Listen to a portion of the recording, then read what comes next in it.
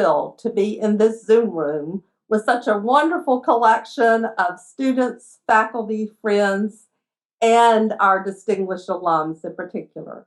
I miss so much being able to interact with folks that are always fun and enlightening WGSS events. But in this case, I can see a beneficial consequence to the pandemic, and that we are able to bring together our wonderful speakers who are from California, Georgia, Tennessee, and DC, when I imagine it would have been impossible to get them together to journey, to Greenville. So we're happy that we're all in the same space, even if it is a virtual space.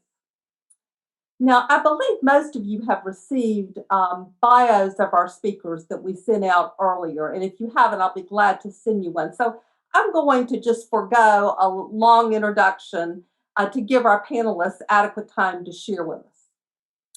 Now, although I didn't teach all of these speakers, I do remember each one of them making a significant impact on the Furman campus. And I am just so proud to be with them and to just have experienced how graciously they accepted our invitation to be here. You can tell they really care about their alma mater and about particularly WGSS. So I'd like to introduce to you Christina Henderson, who after working in the political realm for many years decided to run her own campaign and is now serving as at-large member of the Council of the District of Columbia. And I will say, Christina, that you give me hope. Sometimes I see politics as so divisive, but knowing that you are in a political office, makes me optimistic for the future. And I'd like to introduce Zabrina Aleguire. Zabrina is a lawyer who has focused her career on juvenile law and child welfare reform. And she is, I would say, an activist because she has co-founded the first family defense agency in the San Francisco Bay Area. We also have with us Jennifer Ward. Jennifer holds a doctorate in child and family studies and a master's degree in public health. She serves as program director for several state nutrition programs at the University of Tennessee Institute of Agriculture. And finally, we have Lauren Pinion, who is finishing up her medical studies at Emory School of Medicine, where she has served as president of her class and president of the Emory chapter of the American Medical Women's Association, which focuses on advocacy and mentorship of women in the medical field. And Lauren just shared with us news, the kind of breaking news that happened Friday, and she's going to have her residency at Duke University. So, hooray! We are proud of the accomplishments of all of our speakers. So the way we're going to do this is I'm going to ask some sort of basic questions and have each speaker give us an answer. I have 4 of these questions. And then after we do that, we're just going to open up the floor for any of you to ask questions of particular speakers or all of the speakers. So we'll start with the question for each speaker of why did you decide to concentrate or minor in women's gender and sexuality studies? Our first program was called a concentration, so some of our speakers did that, and then it became a minor. So I'm going to start with Christina and just tell us what was behind your decision making. Well, thank you for that question, and thank you for the invitation to be here. Of course, I feel like so unprepared. I read your email, so I knew you were going to ask this question, but I'm still unprepared to answer it. Don't do this, students. But I will say, so I guess when I was at Furman, Women in Gender Studies was a concentration. It wasn't a minor. And frankly, there was just an interest there in terms of synergy around classes that I probably would have already taken had there not been a concentration anyway. The concentration just sort of added to the joy of the experience. And really just sort of wanting to have a focus around how women operate in various spaces or a women-focused environment. Because frankly,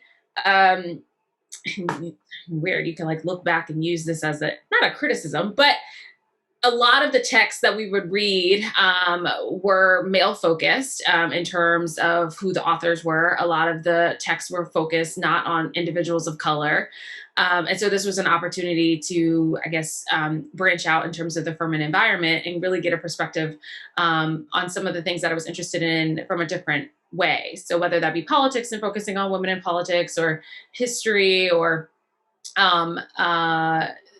sociology, some of those different pieces. And frankly, it actually fits in terms of the work that I do now, in terms of really helping working families through the policy realm, and often having to think about some of these things and these issues that are very intersectional. So that was helpful. Thank you so much. Zabrina, how about you? Yes, my reasons were actually quite similar to Christina's. And my actually, when I was talking to my my best friend Andrea, who is my Furman freshman roommate, about this panel beforehand, she reminded me that actually we were part of creating the concentration in women's studies at the time. I didn't remember that, but it didn't exist before us. So that's fun. And I'm that is where it has gone. So for me, I actually created my own major at Furman called Issues in Human Rights. And so similarly to Christina, I wanted to build a curriculum that really focused on, multiple perspectives and various forms of dealing with discrimination and oppression and understanding those issues. And I think also candidly that when I came to Furman, even though I had gone to public school in South Carolina, there was sort of an additional level of, I think, debate happening around women's rights in particular at Furman that I hadn't even necessarily been exposed to in high school. I sort of went to college thinking I was going to have debates with students around the existence of God. I ended up having those conversations and debates with professors in their office hours. But what I was debating with other students on the campus, actually had to do with whether or not abortion should be legal. And so I think because of finding myself sometimes ill-equipped to come up with all of the points that were important to me, and wanting to also understand those issues in an intersectional way, it was important for me to take as many courses that brought issues to light around what rights really are and why we have them. Thank you so much, Sabrina. Jennifer. Yeah, so I don't really remember deciding to do the concentration. I have a feeling I know I took Dr. Maher's class, the sociology of gender, and just feeling, I think I remember her saying, once you kind of see the world this way, you can't unsee it. You're seeing gender everywhere. And I do remember, my mom's on the Zoom too. I don't know where this came from, but in ninth grade, you mentioned, Sabrina, abortion rights, in ninth grade, being in a speech class and vehemently defending them. But being, in a Southern, more conservative place in the United States, and having this, that I think came either directly or indirectly from my mother on Zoom, and thinking about ways in which, things just kind of felt unfair for women, and then learning and gaining a deeper understanding through that into that one class that was an introduction to me, and then just really appreciating. So I was a psychology major, which was fantastic, and I really appreciated all the professors there and the perspective. But getting to take the history and getting to take the Gothic literature course and getting to take women in power in Hinduism and getting this really rounded out view of like all the things, and where gender is everything. Dr. Nair, you said it's a gendered world we live in, and it applies to everything. And so I think that was it. I was just hooked, and I knew that these classes were important to me, and that's where I wanted to concentrate. And I'm so glad I did, because it does impact the work I do now. Thank you, Jennifer. All right, and Lauren, stop with this question. So first, thank you for having me.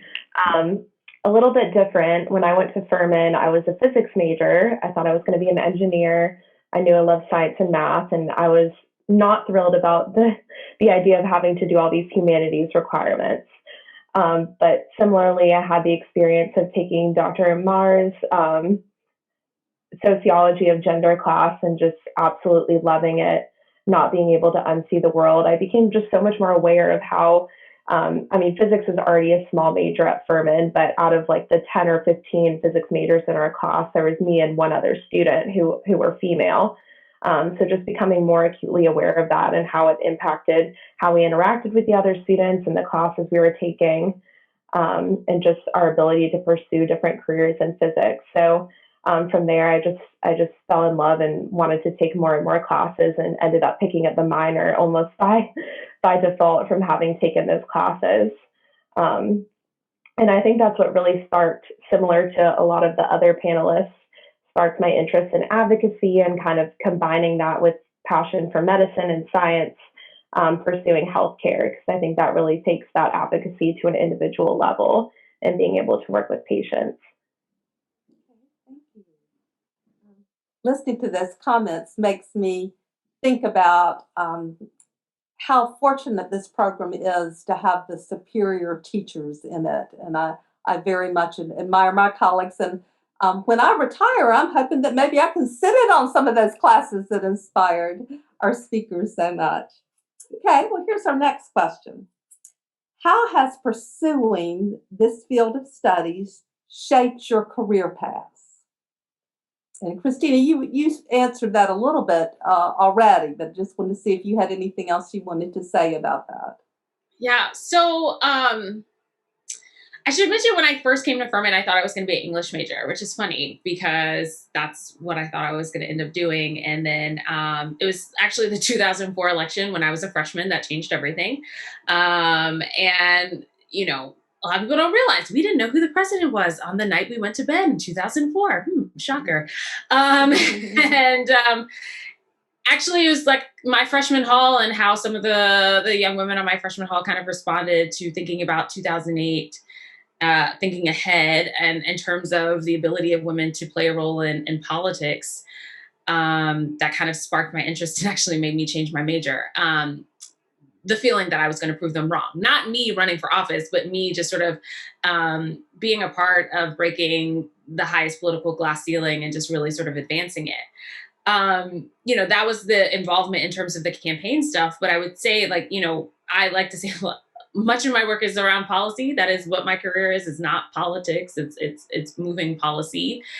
And, understanding some of the gendered issues that have sort of permeated politics and the decisions that elected officials make. I remember I did a paper way back when on like the politicalization of the FDA. It was about Plan B over the counter.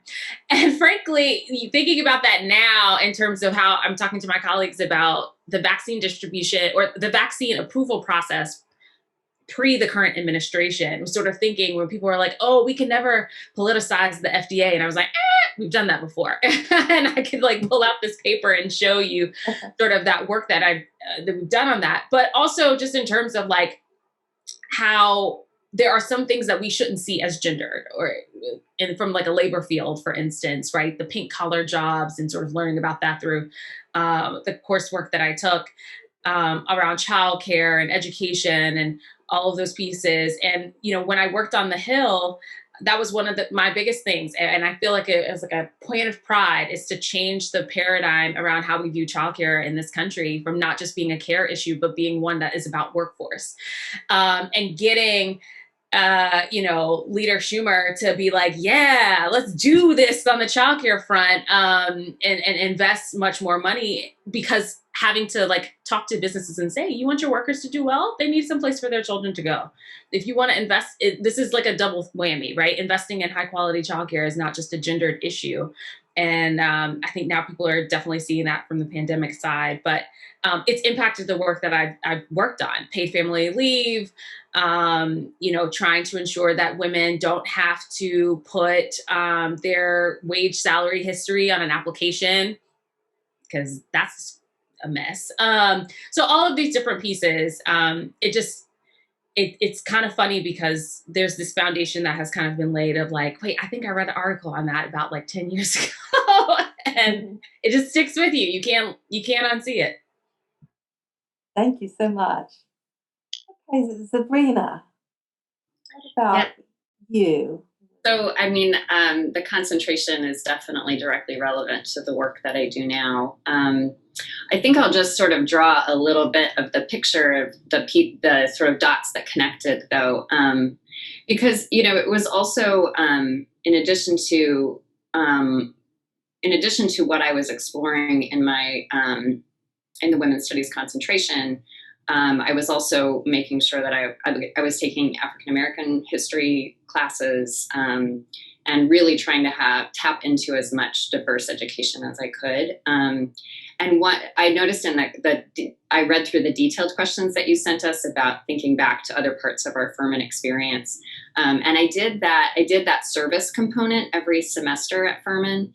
And one thing that I want to highlight, and I did things like childcare at a domestic violence shelter one semester, and I would volunteer at a preschool for kids with disabilities, and there's ways that that's definitely related to the work that I do now with parents in the child welfare system. But I would say that maybe even more formative than that was that for my final year, I was placed with the mother of Jesse Jackson as her scrapbooking assistant for my service learning project. And she was still she lived in Greenville until she died, and had a compelling story about how Jesse Jackson had applied to Furman, but hadn't been able to get into Furman because of the race discrimination policies at the time. And she was so proud of him, and I would go every week and I would scrapbook articles that she just had these bags and bags of articles about Jesse Jackson that I would, And I read in one of those about forced sterilization of African American women in the South. And I was like, wow, I didn't realize, So then I started to really understand the importance of reproductive justice. And that while I was maybe having debates on campus with mostly white students around the right to abortion access for white women, primarily, that there was a lot of regulation of women of color's bodies. And another service learning I would do would to be escorting women into the Planned Parenthood,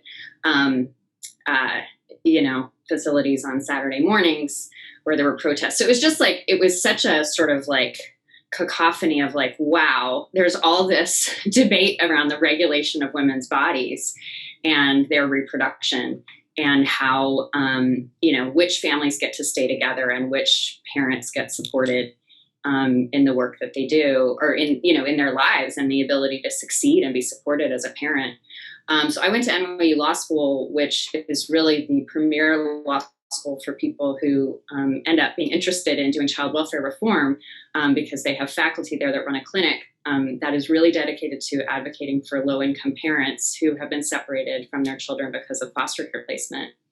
And discovering this area of work was just a real lightning rod for me, because it brought together all of my interest in gender equity and racial justice, in supporting people to live through poverty and be able to have a decent quality of life.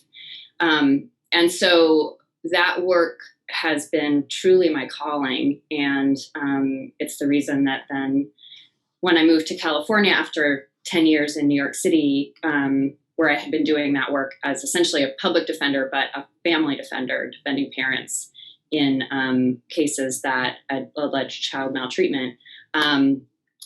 I then wanted to do that work out here in California, and I had learned how to do that work in a model in New York City that actually wrapped parents in meaningful support by having not only a terrific attorney by your side and defending you in court, but also having a social worker who could work with you on issues, say, if you do need housing, if you do need to get your electricity back on, if you do need childcare, and also peer parent advocates who had been through the foster care system and had lost their children, but then regained custody. And that role has been really important to have as a, like, have those colleagues as an attorney for me, because there's so much, getting your children back out of foster care is such an uphill battle. And you feel so stigmatized and blamed and shamed for really issues that are structural. But the system personalizes those issues and blames the parent. And there's a big myth that we're always working against in this field, that our popular mythology around child welfare and around children being in foster care is that these must be these horrible, bad parents who children need to be protected from and saved from. And what I've discovered in this field is that that is not only a very sexist narrative, because it's mostly mothers who are really criticized and who are targeted by the child welfare system, whereas for fathers of color, they're incarcerated at disproportionate levels. Mothers of color are separated from their children at disproportionate levels.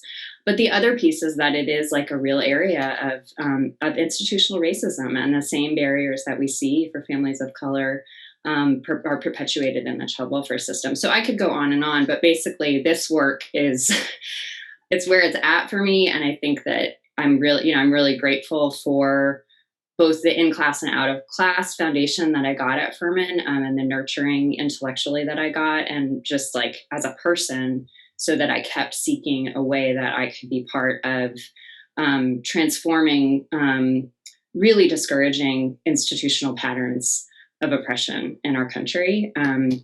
So that's, I'm doing it. Yeah.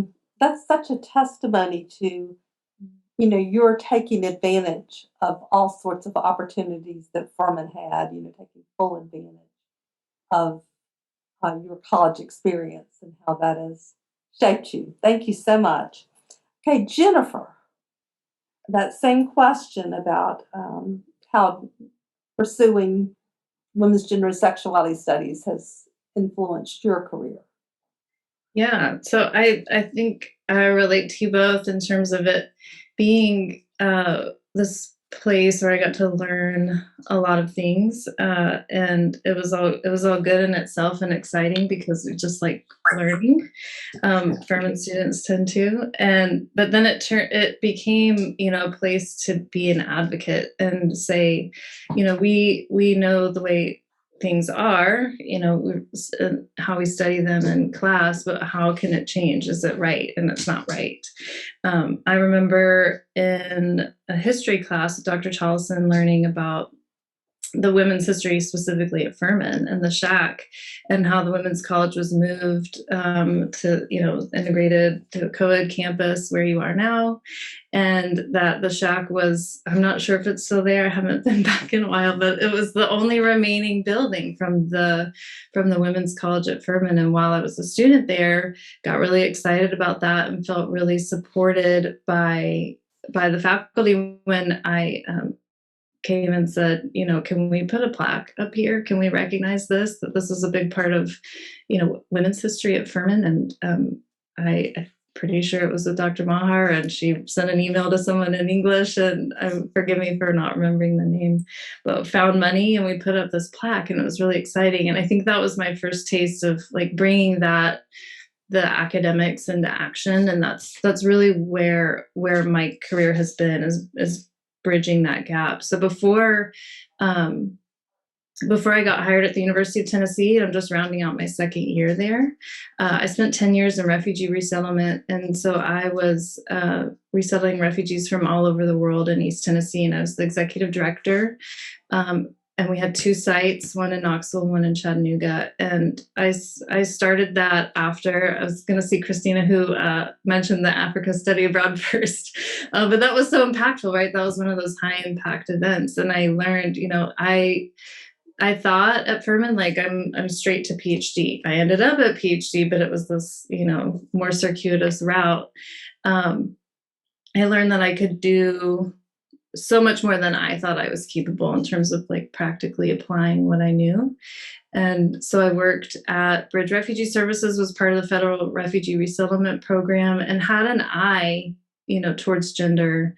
Zabrina, I also did that service learning with the domestic violence shelter and did the childcare. So like important that Furman had those things. And so I knew what that, what being in those spaces felt like. And so being in the social work realm felt normal, even after being in a place like Furman that might be removed from some of those places. And then while I was at Bridge, really saw a gap in the way services were provided to families. And, women and children make up the majority of refugees around the world. There's millions of displaced people. And they make up the majority of those resettled in the United States. Hopefully we'll have more resettled soon under this new administration. But so I had that eye towards those issues. I decided to get my master's in public health, which is actually a field I didn't know about coming out of Furman. I had just networked, and we had doctoral students working with Bridge and working with refugees. And I met faculty in the public health department at the University of Tennessee and learned about that field and how it relates to administration and financial administration. And so got that degree while I was working at Bridge, became the executive director and stayed there, and then just really couldn't let go of that PhD dream. So I resigned and got my PhD and started in child and family studies with this eye towards public health. It's an interdisciplinary field, which was perfect for me with this women's and gender studies background. Like I said, being able to take classes from lots of different fields. So I worked with an anthropologist and did a public health dissertation on reproductive health experiences of refugee women from Congo. So it was really specific, but I had this, I had 10 years working with this population and knew from the research that, when you want to change the way families live, you target women. I mean, you look at women, when you improve women's lives, you improve a family's life. And so that was why my dissertation research was there, and then found a home in extension, which is also another thing I didn't know about at Furman. So extension is a land grant university thing. It's bringing the academy to the community. And so now I get to direct nutrition programs that target low-income families. And so they're SNAP eligible families. And also in the research, we know that food insecure families are more likely to be in communities of color, and it's most likely to be women and children. So, this stuff doesn't leave us. It is a gendered world. And I think it's beneficial in my position as the director. And I always say, like, I'm managing people and resources. I'm writing grants. I'm writing publications related to food insecurity and the impact it has on families in Tennessee, and then directing the program to have a measurable impact in Tennessee with Tennessee families. I'm glad that I am in the position I'm in with this gendered lens. And when that's also intersectional. So I started out my dissertation using feminist theory, and I changed to intersectionality because it made more sense for what was happening with Congolese women, and then also, with food insecurity in Tennessee. So no matter where I've been, it relates. And then I also get to teach a class on gender now too, and just finished. Actually, I'm going to be grading soon a gender and sexuality quiz that I just posted on Canvas. So it's definitely Thank you so impacted every piece of the way. It's been a big part of it. much. Learn some new things in your journey, Jennifer. How amazing. Right. And Lauren, you could talk about how WGSS shaped your Yes. career path. So I'll preface this by saying I can't even technically call myself having a career yet. So much less seasoned than my counterparts that just spoke. I'm amazed by your stories. But just at this point in where I am, I'll say going into med school, thinking about combining kind of my passion for women's advocacy with medicine, was thinking family planning would be my main interest. I think a lot of the other speakers have touched on how important family planning is for women and families as well. So I always thought that might be the career path I would pursue, but ended up finding so many disparities in pretty much every area of medicine that we looked at. And now thinking about cardiology as the career I want to pursue, women's heart disease, for example. So up until 2017, women were dying at higher rates of MI than men. And that's because a lot of the treatments we used were studied only in men. Women were hardly, if ever, included in studies, similar as other minority groups. But I think people just aren't necessarily as aware of how much women's heart disease affects or how high the mortality can be. And specifically, a lot of our treatments were designed for the biology of men and not necessarily having the same effects in women. So just trying to advocate for more women to be included in trials. And one thing we have seen is when more women act as primary principal investigators in studies or are included on the study boards, then more women are included in the studies, and especially less women drop out. The dropout rate is way higher when the board consists only of men. So I think just advocating for those types of things, and hopefully in the future being able to incorporate that into my studies as well as my work, hopefully as a future cardiologist. And then kind of the opposite side, in my position being president of our chapter of the American Medical Women's Association, focusing on furthering the careers of women in medicine. You know, we've reached parity now in terms of the number of women and men in medical school. But unfortunately, of course, all of those full faculty positions, as well as department chair positions, different professional society boards are all highly favored to men.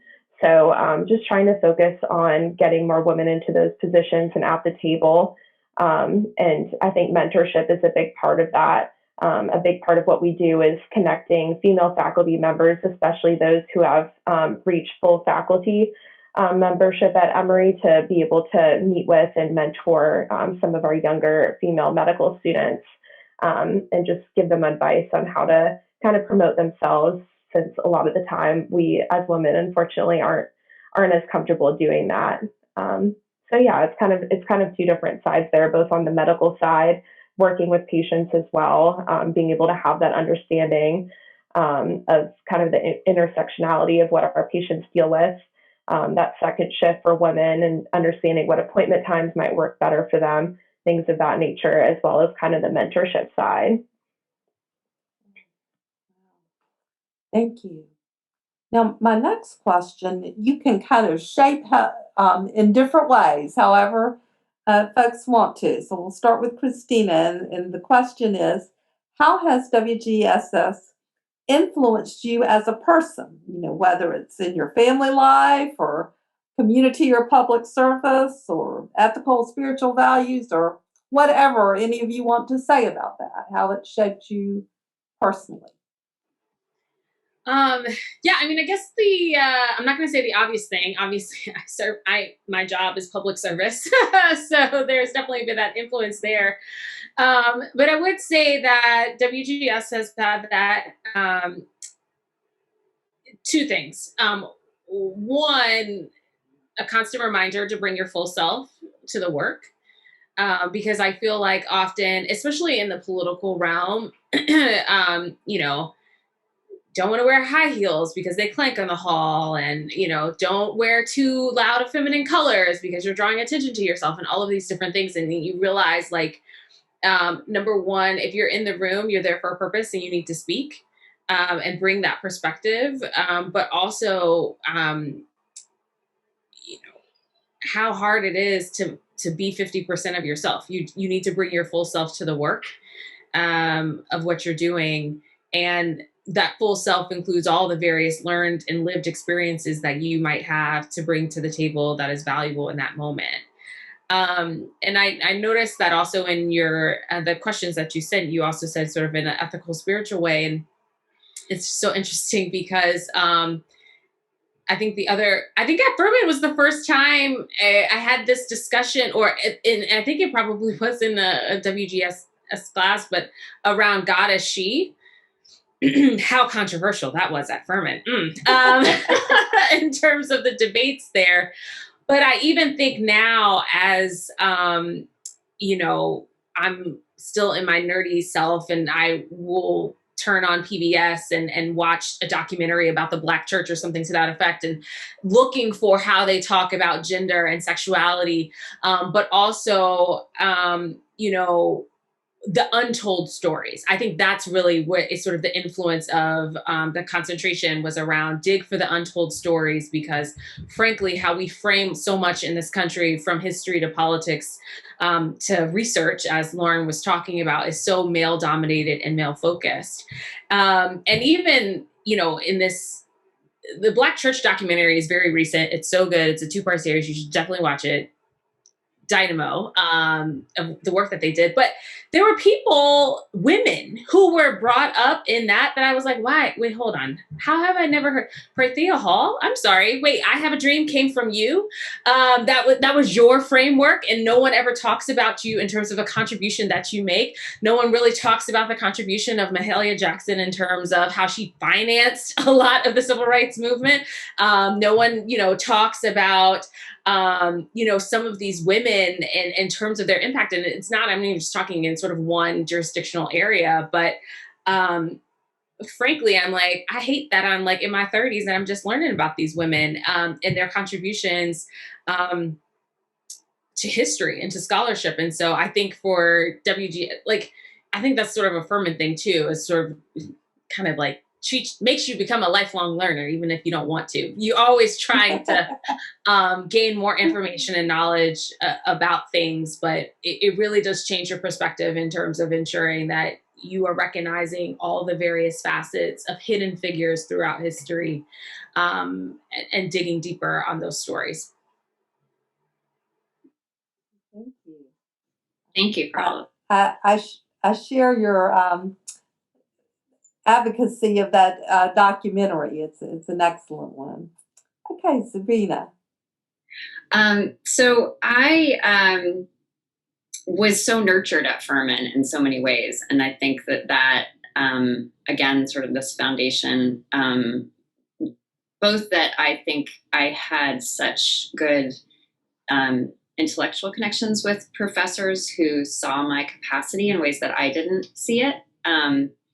And I think of Dr. Edwards, who recently passed away last year, and he was my advisor for my interdisciplinary major. And he made me feel brilliant, you know, and just to have those kind of relationships with brilliant people was really nice. Also, some of my lifelong friends are from my time at Furman, and I do think there was a way that almost because of sometimes often being in the minority in terms of viewpoints, we really bonded together. At least when I was at Furman 22 years ago, maybe the climate and politics have changed some, but that was definitely a galvanizing force for a lot of us. And I would also say, you know, in terms of, well, I think I wanted to make sure to say it's really impactful to me that this major is named not just the women's studies and gender studies, but also the sexuality studies. And I appreciated both of those additional categories being considered. And maybe that's why I sort of shot off the quick email that was like, oh, this is so great that you're doing it, which then led to me being like, oh, now we're invited to talk on the panel. I want to say also, you know, in terms of the bringing of the whole self, I want to echo that and just the bravery that often takes. When I so when I was at Furman, I was still coming to terms with my own sexuality. And we had one out professor at Furman, Dr. Radel. So it was one male professor who was out. And, that mattered a lot that we had one. It would have mattered to me a lot if there had been a female gendered professor who had been out. And, in a lot of ways that I was nurtured, I think that was an area where I still felt a lot of isolation. And it wasn't until after college that I was able to kind of figure out, what that part of my identity was. And I was moved to Durham, North Carolina, and was part of an activist community there that was diverse in a lot of ways, including gender and sexual orientation. And so I was able to kind of figure those things out. But I just wanted to mention that because I don't know how the Furman community and climate is now, but I hope that I've realized it in my profession and my role in leading an organization, that it's actually a very important political act for me to identify openly as an LGBT person. And to ensure that there is an environment where people don't feel like they need to hide or, not, again, bring their full self to their work. And I think that, again, with intersectionality, any part in which we can understand what it's like to be in a minority or to have part of our identity not always acknowledged, teaches us a lot. And it also teaches us a lot to be aware of our privilege and those kind of things. But that has been, I think, an important part of the journey that I've continued to explore, and still I'm learning lessons about that in my current role. Thank you, Zabrina. I do think we've made progress at Furman.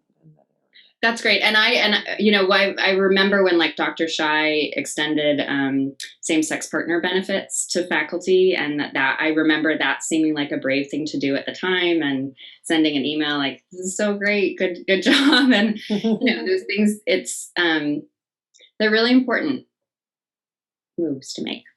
Thank you. Jennifer.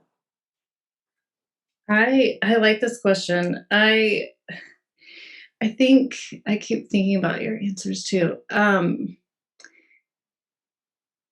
think what the concentration and my Furman experience and did for me in this regard was make my life harder. and I mean it in a good way, because I think there's a path. There's things you can do. There's like a 1, 2, 3 type of linear step to have kind of a more culturally normative life.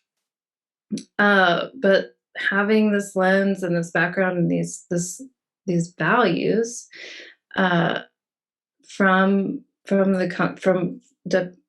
and Gender Studies, or WGSS now, really helped me demand more for myself, and recognize my full humanity. And that doesn't mean it meant things were hard. I divorced a man. I am great friends with him and have a great co-parenting relationship, and things like that. But I wasn't willing to live a life that wasn't the most egalitarian I could imagine for myself. And that's all still a work in progress. I think it's really impacted me as a mother. So I have 7 and 10-year-old boys, and I always thought I'd be a mom of girls. I don't know why, but I have a little sister, and I thought I'll just have 2 girls. But I'm really intentional about how I raise my boys. I think about gender all the time in terms of their life. I just finished teaching a book on gender creative parenting, and so that's turning my world upside down. The idea of gender socialization and using they, them, or other pronouns until your child decides. But I didn't do that. I went with kind of the more normative route. But my boys, I was really intentional about making sure that they had the breadth of opportunity. If they liked Elsa, they were going to wear a blue dress if they wanted to, or paint their nails, and definitely encountered some personal negative feedback from family community members. Not my biological family that is on the call right now, but in-laws, former in-laws. But so life isn't easier because we have this frame, but I think it makes us demand more of ourselves and other people. And I really appreciate that. I recently also, I think it was a history class at Furman, and we were taught that Eli Whitney wasn't the one that invented the cotton gin, and that it was a woman that was likely an enslaved person that contributed. There's not much intellectually that's not a collaboration, but Eli Whitney got the patent because men got patents then. And so my son is in 4th grade, and he just recently had a social studies test, and the study guide came and it said, "Who invented the cotton gin?" And so I got on my computer and emailed the teacher. I'm the worst. I'm the worst parent. I sent a very nice, I think, diplomatic email about decolonizing our curricula, and and about how I told my son that Eli Whitney might have had a part in inventing it, but there was a woman and an enslaved person that were also involved. And if my son gets the question wrong on the test, so be it. But that's where he's getting it. And then I signed it, Dr. Ward, and and let it go. So I mean, it's in it's in everything, and I'm probably not his favorite, but that's okay, I think. And actually, the test came back, and the language had been changed to who got credit for inventing the cotton gin. So the test changed a little bit. It's just a little nuance, but it was important to me. So it's impacted me in a lot of ways, and I'm so grateful for it. But the 4th grade social studies teacher might not be. I appreciate your ongoing activism. Thanks. And Lauren, we'll wrap up for you.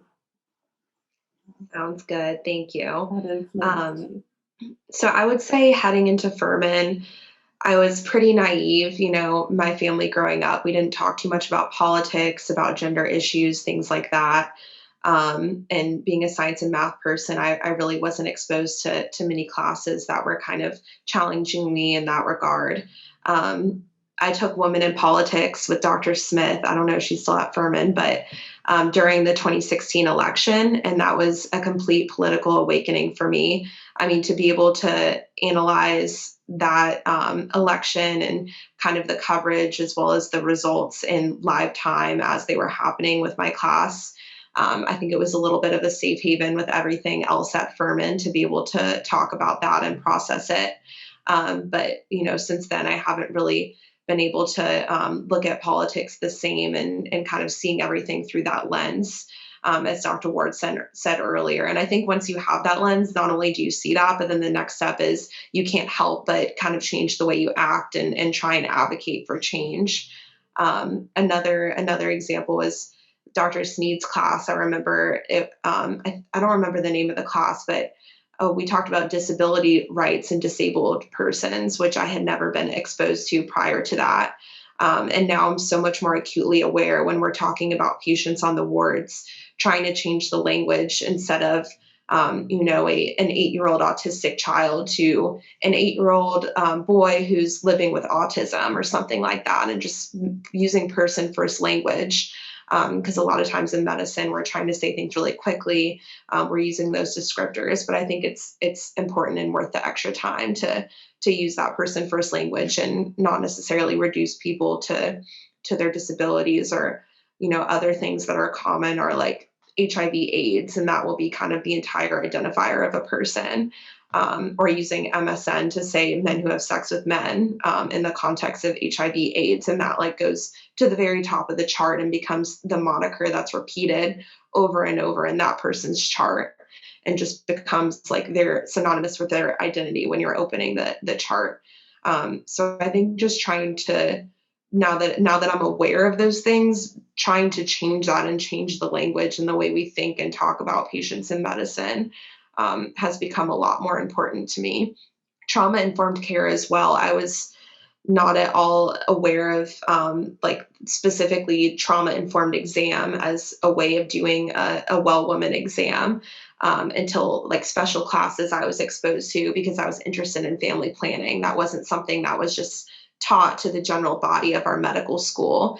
And knowing the questions to ask women, especially immigrant women, about trauma that they've been through and different specific exam maneuvers to make it more comfortable and easy for women who've experienced sexual trauma. Just things like that that I wouldn't otherwise have really thought about. So I think it's just really widened my perspective, and not to say at all that I'm perfect. You know, I also make those mistakes, but I think just being open to always trying to be better and improve that language that I use and awareness of what other people have experienced. Thank you. I am going to change our program just a little bit. I had one more question, which was to ask our panelists of any advice or wisdom they wish to share with our undergraduates. But I want our undergraduates to have a chance to ask questions. So I think what we'll do is we'll get that in writing and we will email the advice to our participants so that we can open up the floor for questions. So thank our panelists for those wonderful, thought-provoking answers. I'm so glad that this is being recorded because I do want to hear it again to absorb it all. So let's just see if we can get some questions from our audience. Let's see, Gretchen, are we able to get like gallery view and have everybody see each other? So everyone individually choose gallery view. That's if you go to the right-hand side of your screen at the top, you can change the view and you can just click from speaker to gallery. Yeah, that's great. And folks, if you have a question, if you want, you can put it in the chat. If you prefer, you are welcome to raise your hand, use the raise hand icon, and we will know that you want to talk.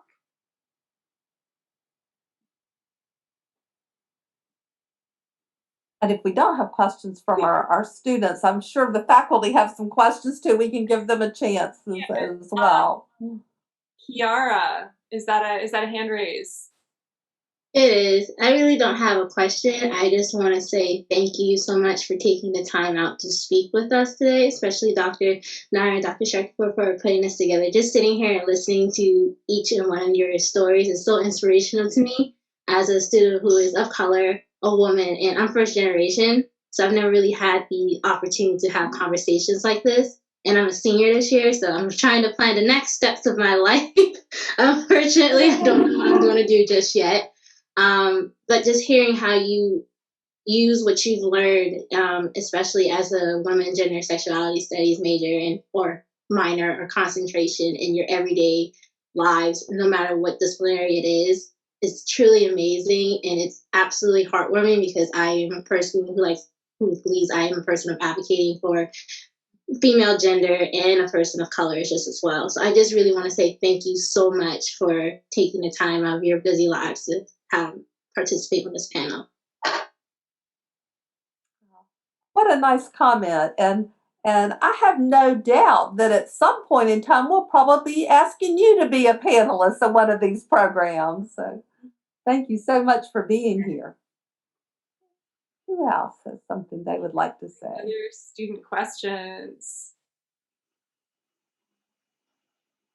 Oh, I think Logan, I think I see your hand. Yes, I additionally wanted to just thank you all for coming and thank Dr. Braun and Dr. Shackelford for organizing this. It's so great. I'm actually a freshman this year, so I'm in my second WGSS course right now, but I took Dr. Braun's class last semester, and I'm in Women in Power and Hinduism in Dr. Knight's class this semester, and they've consistently been my favorite courses, because as you all said, it continuously makes me question things around me, so it definitely makes my life harder in terms of I learned something and I want to tell everyone about it and I want to have conversations about it. And, it's different from maybe like a math course where I just do it and I'm done. I want to be talking about it constantly. So it definitely occupies a lot of my thoughts. And it's really nice to see, role models and other women who have taken WGSS courses and used them in their careers and used them in such wonderful ways to impact like the world around you all. And it's just, I really appreciate it. So thank you. Thank you, Logan.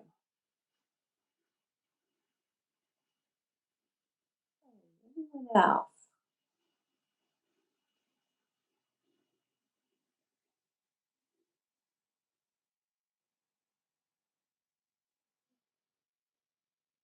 I want to give students a chance, but if they're faculty members or friends or others who have questions, you are welcome to let us know.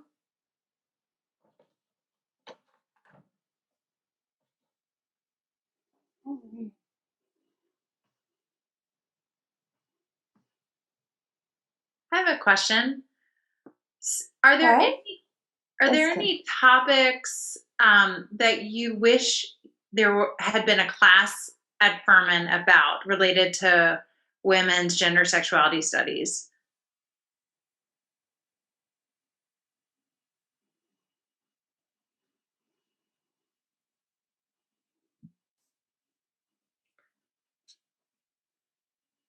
That's a really good question. I feel this lifelong learner comment that you made, Christina. I'm in this new series of books on body size because my grants are framed as obesity prevention, and that's problematic for a lot of reasons. And so I don't use that language. I don't use it in the annual report when I write my letter, my director letter and things like that. But that is what it is. And so I wonder I'm not sure. I remember like ability, body size, those things being centered in classes. So that's a thought off the top of my head. It's kind of this new thing I'm exploring right now in terms of my field and nutrition. I have a few, but I think it's all sort of like, as we're saying, like things that have kind of come up. So like, I definitely feel like there could be an entire course on like Black women's contributions to the civil rights movement in and of itself. And, I took Dr. Strobel's class on African-American history experience, which was fantastic. But even still, I still learning new pieces and just sort of uncovering it. And I especially think it's important for Furman because we have so many students who come in and the most that they know about the civil rights movement is like Martin Luther King and Rosa Parks. And then they still get the Rosa Parks piece wrong and not realize that Claudette Colvin was before her. Anywho, so I think that would be great. I don't know if this exists in terms of,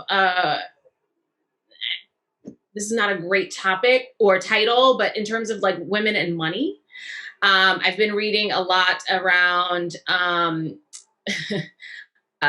banking and taxes and how that sort of interacts in terms of women and gender studies and essentially how the tax code was written for white men. But I think that that's an important thing as you come into sort of adulthood and have to start doing your own taxes to kind of understand that as well. As Jennifer said, body positivity and wellness and, sort of the public health aspects of how gender studies, there are just so many intersections in terms of the public health realm. Actually learned a lot from the TV show Pose that's on FX. It's on its last season, but it's fabulous in terms of like how many things throughout history kind of through, we don't often talk about trans population. Even when I was at Furman in Women Gender Studies, like we didn't really get into that. Minus the Kinsey 6 drama for those who of that time recall. For those who don't know, look it up. Look it up. That was back in the day, when we used to have those types of fights on things. And finally, I would say it would be so interesting for a course in terms of the intersection of women and gender studies and pop culture, in particular hip hop. I don't know who the faculty member is for such a thing or where that sits. But there have just been so many very interesting conversations around how, Cardi B, Megan Thee Stallion, all these, I don't know. I just kind of feel like there is just so many academic layers there. And yeah, spice it up a bit.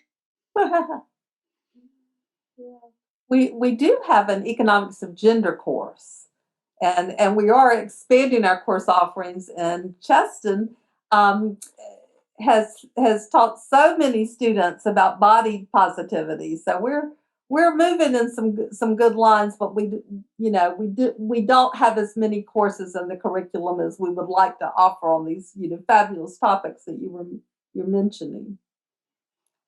Okay. I'll add in here that the history department has 2 new hires coming in this fall. One in Middle East and Islamic Studies, and her work. She is very interested in WGS kind of work, and she does work she does work on rape, but she's also generally interested in offering as many courses as she can in WGS. And our second hire is our new African American historian, and he does work on Black masculinity. So we'll be teaching African American history courses with, I'm sure with a lot of gender material in there, but that's one of his courses that he said, I'd be interested in teaching. I'm like, yes, teach that course. That would be a great course. I don't know if we're quite there yet with Cardi B, and, we're not quite sure we're there yet, but that'll be. It would just be on respectability politics. And then you just fold it right in and it won't even know what hit him. I think Christina's putting her name in the hat to adjunct. No, you know who would be great at this? And you could tell Roger Sneed that I volunteered him. Yes, he would. Yes, he would. Yes, he would. He's got a full plate, though, and he's chairing the religion department. So. Oh, there you go. Give us a reading on Cardi B. And Lauren, you said women in sports, right? Yeah, I just mentioned that as a former soccer player, I had to throw in a hat in the ring for women in sports. I think that could also tie into a women's representation in the media kind of in general type class, but thinking about women's soccer, especially Serena Williams, there's so many different people that you can incorporate. And I think that would be a cool different aspect as well. And the most recent, the NCAA, I was going to say. The different basketball, which Paula is now. Dawn Staley. She's great. Well, being with everyone has made me wish so much that I could say, hey, let's all go downtown now and hang out for a little while. But I guess we can't do that. But what stimulating conversation, and what my heart is just lifted being with this group. I'm so grateful to our speakers, so proud of your affiliation with Furman and your generosity of not only your time but your wisdom. I am going to bug you to share your wisdom with me in writing so that I can pass that on to our participants. And I wanted to let everybody know that I'm in the midst of proofreading a WGSS newsletter that I hope you will receive in a couple of weeks. So that'll, particularly our alums, they'll kind of update you on some things that are going on. But can't tell you how much I appreciate every person's presence here. And let's just you can give an applause if you want to, a real applause, or if you want to do your little hand symbol or whatever. But we thank our just incredibly dynamic speakers. This event has just surpassed my expectation. When I think of the range of topics we have covered, it is pretty amazing. So thanks to everybody for being here.